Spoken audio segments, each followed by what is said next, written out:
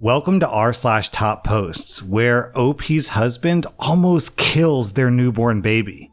Our next Reddit post comes from r/offmychest. My husband almost killed our baby, and my toddler saved him. I'm a 25-year-old woman, and I've been with my husband, who's 30, since 2018. We have a 3-year-old girl and a newborn boy, but tonight, things almost took a turn for the worse. My husband has always had trouble paying attention, but I never thought that it would come to this. Our neighborhood is weirdly laid out, with cars zooming by at crazy speeds at all hours of the day. I was folding clothes when I heard our toddler screaming, "Dad, help!"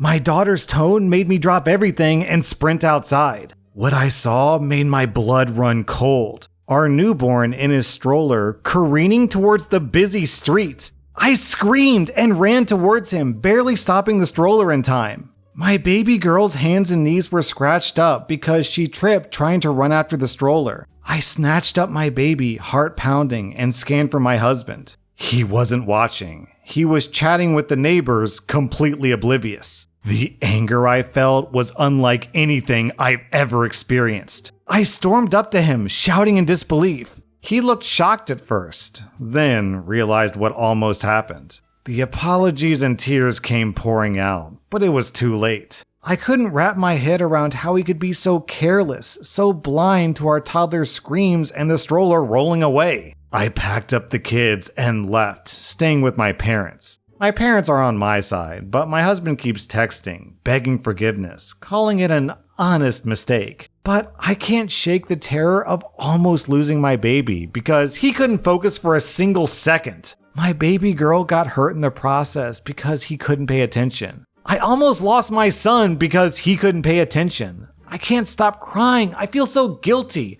I wish this never happened. What if I was just 1 second late? Would I have been planning a funeral? Also, I'm not even supposed to be running. I had a C-section less than 6 weeks ago. A lot of people are asking why I wasn't watching the kids. I was doing the laundry like a parent. My husband takes the kids for walks to have bonding time with them. He literally created this situation by himself. He's 30 years old. I'm sick of people acting like I have to parent my own husband while I literally have a newborn, a toddler, and I'm still healing from a C-section that I tore my stitches from when I ran to get the baby. Man, I don't even understand why OP needs to defend herself in the comments. Why is anyone attacking her? This is very normal for one parent to do chores while the other parent watches the kids. Or in this case, pretends to watch the kids while actually talking to the neighbors. Our next Reddit post comes from r/adultery.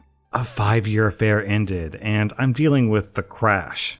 I've been married for 20 years and have 2 kids. I love my wife, Janet, but over the years, things just got to be stale. She's a very good woman, takes care of me and the household, but there's always just been something missing. I find myself not being able to talk to her about any topic. She's my friend and partner in crime, but not my best friend. And over the years, I feel like the amount that she appreciates me and wants me has diminished. I should go on the record and state that passionate hugging with my wife Janet has never been a problem. Along comes Alice, a divorcee who lives in my neighborhood. This woman started as they all do, with a bit of flirtation, and before I knew it, she literally swept me off my feet with attention. She got me. She was into me. We could talk for hours, days. We could spend time together, just us, and I was for the first time head over heels in love. Our affair started. We would travel together, spend nights together. This went on for about 3 years.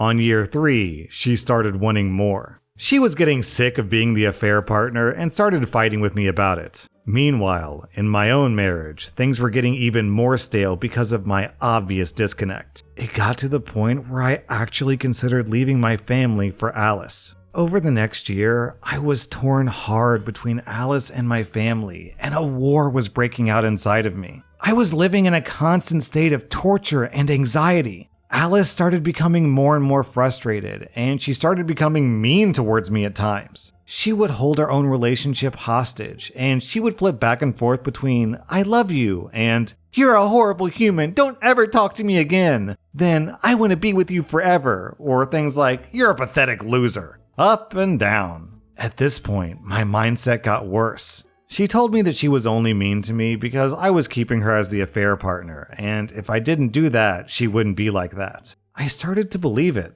Hell, maybe it's true. And so the turmoil continued as I then started to promise her things that I wanted to do in the future, like move in with her, even though I wasn't sure that I could actually do them. The up and downs continued, and her meanness got worse. She was really beating up my heart, then kissing it better, just to break up again, to get back together, etc.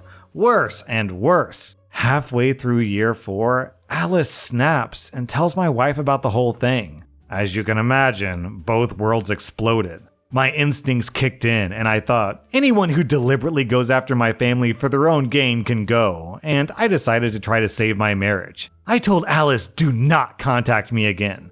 Oh my god, that lasted about 2 weeks, and then I had a major relapse and the affair started back up because I longed for Alice's attention. That went on for another 6 months, on and off with major ups and downs between Alice and me. She threatened me a lot more, but I was able to keep her at bay. It was way harder to keep the affair a secret like that, since my wife was now aware that it happened. Very hard. Now we're at year 5, and we've finally decided to call it quits. No blowouts this time. Just, we're not right for each other. My wife and I are in counseling, and we're on the road to recovery, and our own communication has been better than ever. Of course, there's a huge pain there for her too. I know that I don't deserve her or the chance at reconciliation, but she's willing to try. It's been 2 weeks since I've seen or talked to Alice. I find myself now at the bottom of the crash and withdrawal stages that I've been reading about. I have never felt a high like I did with Alice. I've never had anyone pay that much attention to me, seem that into me, be that attentive. Remember the stories I tell her, be that open with me, and in turn be someone that I can open up to, laugh with me, and laugh at my jokes. I'm a closed-off person at heart, and I told her everything with ease. I felt like I was on cloud 9 at times, and as a 47-year-old man, I didn't think that was possible. The crash is torture and brutal. I feel like a huge piece of me that I've had for 5 years is just gone. Alice's highs that she gave me are fantasy highs because we didn't have to deal with everyday life together. Although we did do a lot together in 5 years, I feel like she knew a lot about me. But that would change if I was around her 7 days a week, and it wouldn't be very sustainable. We're both alphas. This is a really weird subreddit. It is pro-adultery as far as I can gather. It's people supporting each other in their affairs, I guess. And people are actually criticizing OP's affair partner because she destroyed the relationship unnecessarily and told the wife, who was innocent. And so people are saying that she's not a good affair partner because a good affair partner would have kept things secret. Yeah, I bet. Well, anyways, despite all your whining and complaining, OP, I can't dredge up a bit of empathy for you. I hope your wife dumps you. Our next Reddit post comes from Fancy Anywhere. So, I lost my mom when I was 12 to breast cancer. So, that just left me and my dad. It was a tough time, but we got through it together. When I was 14, my dad met and married my stepmom Ashley, who brought with her my stepbrother Mark, who's 14, and my stepsister Emily, who's 12. I got along with Ashley and Emily really well, but Mark not so much. He and I were always getting into arguments and fights. My dad always told me to give Mark a break because Mark had been the man of his house for a while, so this was all new to him. But as if this wasn't also new to me? Anyways, when I was 15, I met this girl at school, Lisa, and we started dating. As much as anyone can date at 15. However, Mark apparently had a crush on Lisa and was mad that I asked her out. He started a fight over it, in which my dad had to intervene once again, and somehow I again was made out to be the bad guy. One day, after my 16th birthday, my stepmom was putting away my laundry and started yelling, which was awkward because my girlfriend Lisa was there. We all ran over to her thinking the worst. When we got to my room, my stepmom was holding several pairs of my sister's underwear, yelling at me, "Why are they in my drawer?" I had no answer because I'd never seen them before.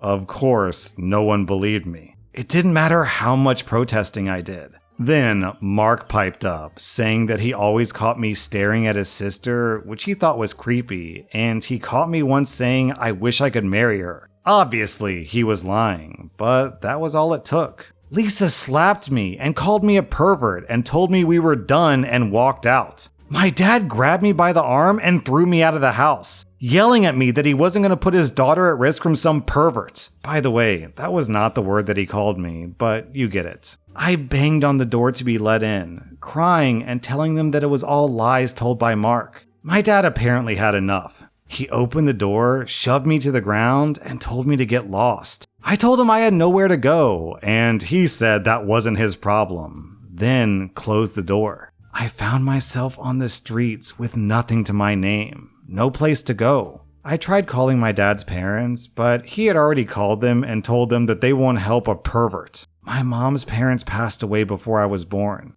Well, I lived on the streets for 2 years, doing what I had to do to survive. No kid should have to deal with what I had to do in order to just live. There were some really dark days. Shortly after I turned 18, I found a job working at a boxing gym, states away from where I began this horrible journey. I worked there for years and learned the sport. I was never going to beat Mike Tyson, but I was good at the sport, which helped me with my hate and anger. Then, one day, I met this new girl, Amy, at the cafe down the street from the gym. She was 20, and at this point, I was 35. I know, it's a huge age gap, but we just clicked. I don't believe in fate, or soulmates, or any stuff like that. But if there were such a thing, we had it. I don't know how else to put it. We dated for 2 years and got married. Her dad was an electrician and hired me. I think mostly to know that I'd be able to support his daughter and know that I was doing right by her, but also in case he needed to keep me in check. He never said this to me, but as a dad, I get it now.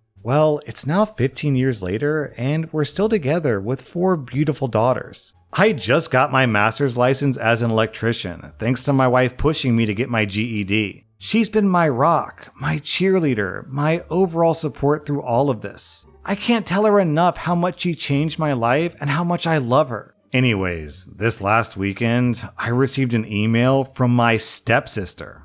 I'm not even sure how she got my email address, but it's not like I've been hiding. Mind you, I'm now pushing 53, so it's been like 30 years since I've heard from any of them. It was a long email. I'm not going to give you everything, but the meat of it is they now know what really happened. Mark, I guess, was drinking with his buddy one day, and somehow my name was mentioned. Mark, I guess, started bragging how he set me up and took my girl. Yeah, Mark and Lisa got together and got married. They were both laughing at me, hoping that I died on the street. A bunch of rude, vile stuff. I guess he forgot that Lisa was in earshot and she heard everything. So Lisa called my stepsister to let her know, and so Emily spent all weekend trying to find me. So the short of it is that Lisa and Emily want to apologize to me face to face and make up for lost time. I, however, am indifferent to the idea.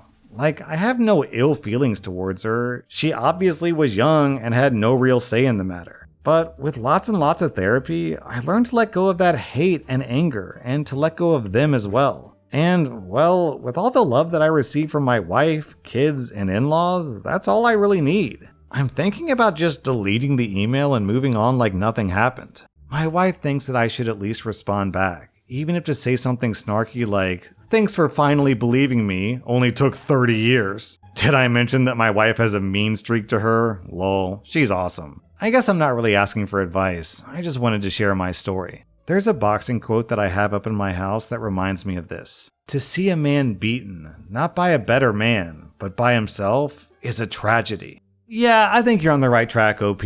I think the best revenge is a life well lived. I mean, don't get me wrong, a life well lived doesn't make for great Reddit stories. I prefer reading about the flaming, destructive forms of revenge, but ultimately, hurting other people doesn't make your life better, so just live the best life possible and move on.